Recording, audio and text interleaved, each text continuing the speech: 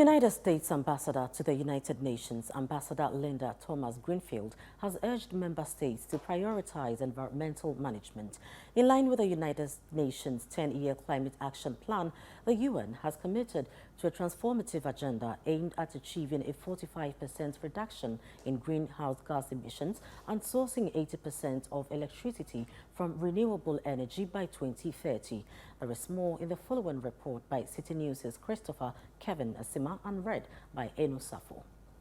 The 2023 UN Peacekeeping Ministerial is being hosted in Accra from December 5th to 6th and marks a historic milestone as the first peacekeeping ministerial on the African continent. Ministers and delegates from over 85 member states and international organizations have convened in Accra for the 2023 UN Peacekeeping Ministerial, demonstrating a collective commitment to UN peacekeeping. Co-hosted by the United Nations and the Republic of Ghana, this flagship event signifies the 5th ministerial level meeting and the first to be hosted on the African continent, with focus on critical issues such as advancing sustainable peace, protection of civilians, strategic communications, and improving the safety and mental health of peacekeepers. The United States Ambassador to the United Nations, Ambassador Linda Thomas-Greenfield, delivering her address on improving environmental management in peacekeeping to the committee, urged member states to explore ways that innovate partnerships that can contribute to the efforts to meet key UN environment management goals.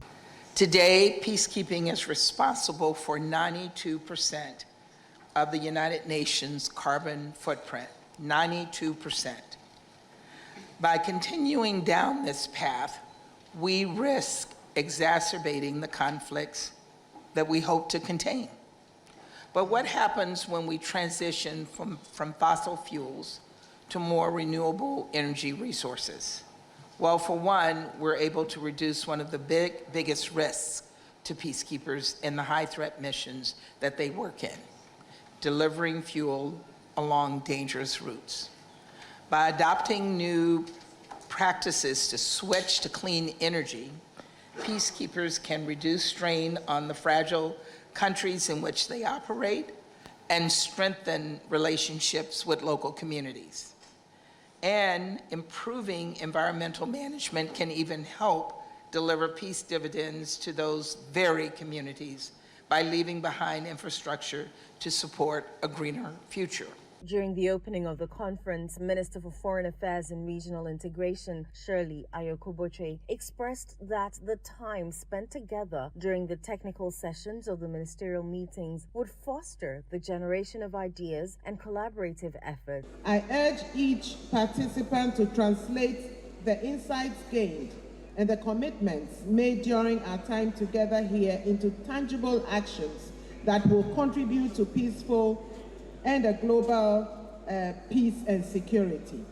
It is my hope that our time together during the technical sessions of the ministerial meeting would be marked by a rich tapestry of ideas, perspectives, and collaborative efforts, as well as the continuous collective commitment by all member states geared towards the strengthening of the United Nations peacekeeping operations. This conference, second only to the yearly General Assembly meeting in New York, stands as a pivotal event for the United Nations. In a significant development, the United States and the Netherlands have jointly funded a women's body armor pilot project in partnership with Ghana and Zambia, both consistent leaders in expanding women's meaningful participation in UN peace operations. His Excellency the Vice President of the Republic of Ghana, Dr. Mahamudu Bawumia, is scheduled to address the main conference on Wednesday, followed by panel sessions on selected themes.